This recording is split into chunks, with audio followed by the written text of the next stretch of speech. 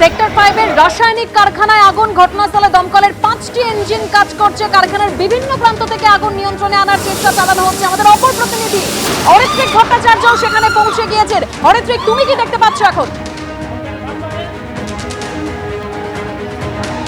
দেখো, আমি যে জায়গায় দাঁড়িয়ে রয়েছি সেখান থেকে কিন্তু যে কারখানায় আগুন লেগেছে, আগুন নেভানোর পদ্ধতিটা স্পষ্ট দেখা যাচ্ছে।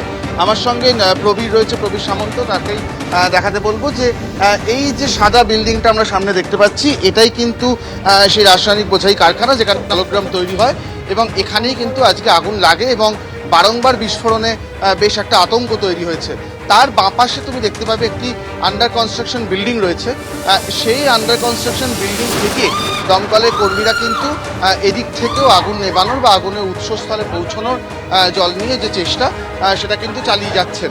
অর্থাৎ আমরা দেখতে পাচ্ছি যে এখানে দুদিক দিয়ে আগুন নেভানোর পদ্ধতি চলছে। দমকল বলছে সুজিত বসু নিজে এখানে উপস্থিত রয়েছেন, তিনিও যেটা জানাচ্ছিলেন যে 5টি দমকলের ইঞ্জিন এখানে কাজ করছে এবং আরও কয়েকটি দমকলের ইঞ্জিনকে স্ট্যান্ড বাই রাখা হয়েছে যদি এখানে আসার প্রয়োজন হয়। জলের অভাব হবে না সেটা তিনি নিশ্চিত করেছেন। তবে মূল যে বিষয়টি সেটা হচ্ছে যে আগুনের উৎসে পৌঁছানো, কারণ এখনো পর্যন্ত যে ধোঁয়া বেরোচ্ছে কিছু কিছু অংশ থেকে আমরা এখনো কালো ধোঁয়া বেরোতে দেখছি। দমকলের যে পরিভাষায় সেখানে দেখা যাবে যে কালো ধোঁয়া মানে ভেতরে আগুনের অস্তিত্ব আছে, এবং কিছু জায়গায় যে আগুন ঝিকিঝিকি জ্বলছে সেই ছবিটাও কিন্তু তুমি দেখতে পাচ্ছ, আমাদের ক্যামেরায় স্পষ্ট হচ্ছে।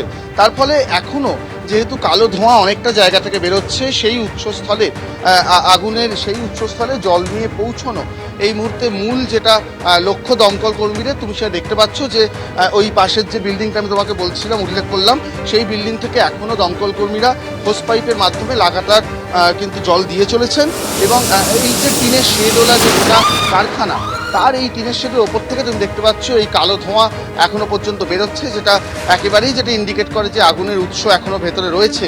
এখন সেই উৎস পৌঁছানো এবং সেই ফায়ারকে অ্যারেস্ট করা। তবে এখানেও কিন্তু দমকল কর্মীরা যারা জানাচ্ছেন যে দুটো পদ্ধতি তাদের নিতে হচ্ছে। একটা, অবশ্যই আগুন নেভানোর তো প্রয়োজন রয়েছেই, তার সঙ্গে যাতে আগুন ছড়িয়ে না পড়ে সেটাও অত্যন্ত গুরুত্বপূর্ণ। কারণ আগুন যাতে ছড়িয়ে না পড়ে তার জন্য যথেষ্ট দ্রুত সম্ভব আগুন নেভানোর কাজ করছেন দমকলের কর্মীরা। তবে যে কালো ধোঁয়া, একেবারে সেই ছবি আপনারা দেখতে পাচ্ছেন, কালো ধোঁয়ায় ঢেকেছে চারপাশ। সল্টলেকের সেক্টর 5 যেখানে একটি রাসায়নিক কারখানায় আগুন লেগেছে এবং কারখানায় প্রচুর দাহ্য পদার্থ মজুত ছিল এবং আমরা দেখেছি সেখানে ভয়াবহ বিস্ফোরণ হয়। আমার বিভিন্ন প্রতিনিধিরা আমার সঙ্গে রয়েছেন একেবারে ঘটনাস্থল থেকে। আমাদের প্রতিনিধি পার্থপ্রতিম ঘোষ রয়েছে। পার্থ, তুমি দেখাচ্ছিলে দমকল কর্মীরা যেভাবে কাজ করছিল সেখানে, এখন কি ছবি? এখনো পর্যন্ত যে দৃশ্য দেখতে পাচ্ছি আমরা পাশের একটি নির্মীয়মান বহুতল থেকে, সেখান থেকে কিন্তু দেখতে পাওয়া যাচ্ছে যে সেখানে কিন্তু এখনো পর্যন্ত যে কারখানার ভেতরে আগুনের লেলিহান শিখা সেটা দেখতে পাওয়া যাচ্ছে এবং